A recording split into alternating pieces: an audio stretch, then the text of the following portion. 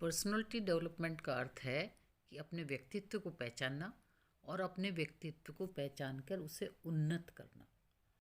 यानी अपने आप को इतना उन्नत करना कि आप क्रोध, डर, शंका, झुंझलाहट आदि से बहुत ऊपर उठ सकें।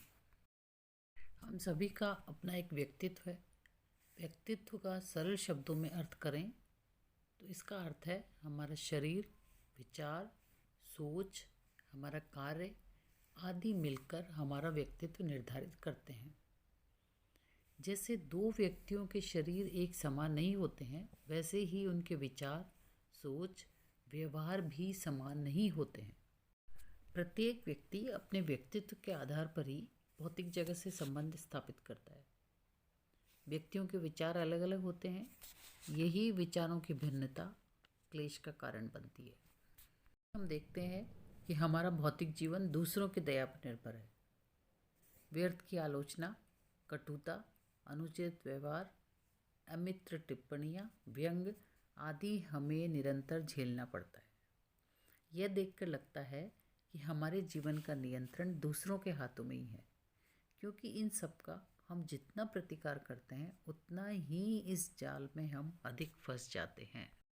ऐसे में प्रश्न उठता है कि क्या किया जाए इस सब से मुक्ति पाने के लिए। का एक ही उपाय है और वह है अपने आप को ऊंचा उठाना, यानी अपने व्यक्तित्व से ऊपर उठकर सोच विचार करना, यानी मन एवं आत्मा के उच्च स्तर पर निवास करना। हम यह देखें कि हम एक सर्वव्यापी चेतना का अंश हैं। हम वो नहीं है जो हमारी पर्सनालिटी, हम अपने विचार नहीं है, हम अपना शरीर नहीं है। हम अपने विचारों से, अपने शरीर से अलग हैं। हम एक सर्वव्यापी चेतना का अंश हैं, जहाँ क्रोध, डर, शंका, झुंझलाहट आदि का कोई स्थान नहीं है। आप वास्तविक स्वयं हैं तथा वास्तविक स्वयं को कोई चोट नहीं पहुंचा सकता है। इसका यह अर्थ बिल्कुल नहीं लें कि हम मटेरियल जगत से दूर भागें, वरन हमें तो जो कुछ भी हमारे जीवन में आता है, व्यक्ति, वस्तु या परिस्थिति के रूप में, उसे समझने की आवश्यकता है और उससे उसी अनुसार निपटने की आवश्यकता है। अनेक बार आप देखते हैं कि एक ही प्रकार के व्यक्ति, परिस्थितियाँ आपके जीवन में बार बार आते हैं, आपको परेशान करते हैं। आपको देखना होगा कि ऐसा क्यों हो रहा है। पहले तो आपको उसे एक्सेप्ट करना होगा, फिर आप देखें कि आप अपने आप में क्या परिवर्तन करें जिससे इस व्यक्ति या परिस्थिति से मुक्ति मिले या इससे निपटा जा सके। ऐसा करके आप उस परिस्थिति या व्यक्ति के साथ एक प्रकार से हार्मनी में आ जाते हैं, जिससे वह परिस्थिति या व्यक्ति या तो आपके अनुसार बदल जाते हैं या आपके जीवन से चले जाते हैं। इस प्रकार यदि हम करेंगे तो हम समझ जाएंगे कि जीवन एक प्रकार से एक खेल की तरह है, तथा जिस प्रकार हम एक खेल उसके नियम को उचित रूप से फॉलो करने पर ही जीत सकते हैं, इसी प्रकार जीवन संग्राम के नियम जानने के पश्चात आप इस गेम को खेलने में एक्सपर्ट हो जाते हैं तथा आपका जीवन आपके अनुसार हो जाता है। जिन्हें यह गेम खेलना आ गया है, वह व्यक्ति कठिन परिस्थितियों में भी धैर्य के साथ मुस्कुराकर उनका सामना करने में सक्षम हो जाता है। समझ में आ जाता है कि हमारे जीवन में आने वाली घटनाएं, व्यक्ति एवं परिस्थितियां कोइंसिडेंस नहीं है, वरन इसके पीछे एक उद्देश्य है और वह उद्देश्य है हमारा इवोल्यूशन, हमारा विकास।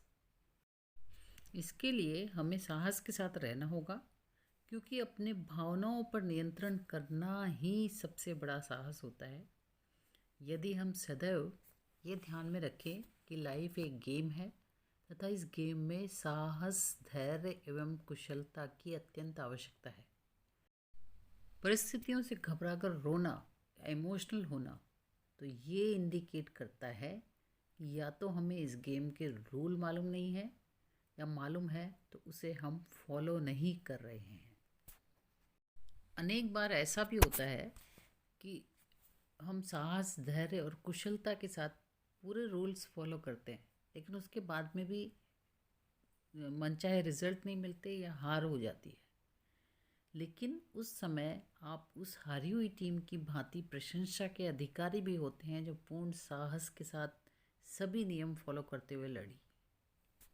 परंतु यह आपको आत्मसंतुष्टि एवं अनुभव अवश्य प्रदान करता है, जिससे कि आप आगे और भी अच्छा प्रदर्शन कर सकें। मेच्योरिटी एंड टॉलरेंस को इतना बढ़ाने की कोशिश करें कि अनप्लेजेंट थिंग्स देखने और सुनने के बाद में भी आपका इमोशनल बैलेंस डिस्टर्ब न हो, क्योंकि आपको मालूम है कि आप अपनी सोल को उस अनप्लेजेंट लेवल तक कतई नहीं गिरने देंगे, क्योंकि ये आपके लिए ही हानिकारक होगा।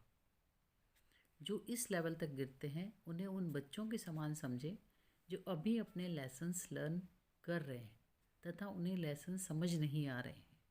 ऐसे में उन्हें ब्लेम करना कहाँ तक उचित है। उन्हें उनके नेचर के अनुसार जीवन के संग्राम में आगे बढ़ने दें। एक न एक दिन तो उन्हें भी स्पिरिचुअल मैच्योरिटी के लेवल पर आना ही होगा, क्योंकि आज वो जिस स्थिति से गुजर रहे हैं शायद आप भी कल उसी स्थिति से गुजर चुके हैं और इस मैच्योरिटी के स्टेज पर आए हैं तथा एक दिन वे भी आपके ही समान होंगे, ऐसी भावना रखें।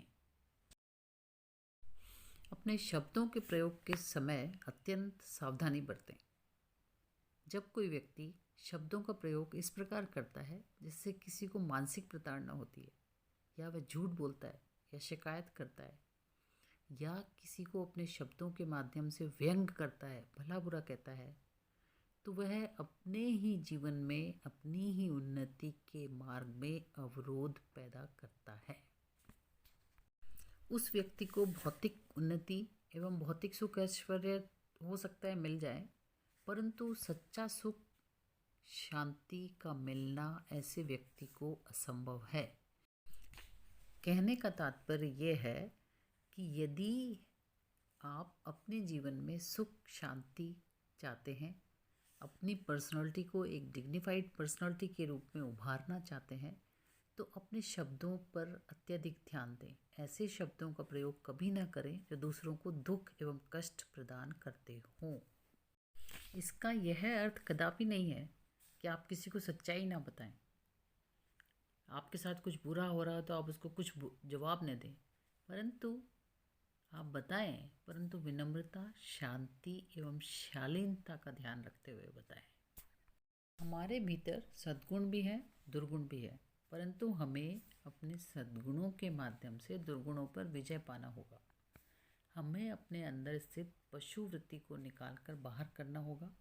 ऐसा यदि हम करते हैं तो हम अपनी रियल स्पिरिट के नज़दीक आ जाते हैं, यानी अपनी इंडिविजुअलिटी के करीब आते हैं। यही हमारे जीवन का अंतिम उद्देश्य है। अपनी पर्सनालिटी को ऊंचा उठाना, अपनी पर्सनालिटी को उन्नत करना, जिससे कि हम हमारे स्पिरिट, हमारी इंडिविजुअलिटी या हमारे रियल नेचर को प्राप्त कर सकें।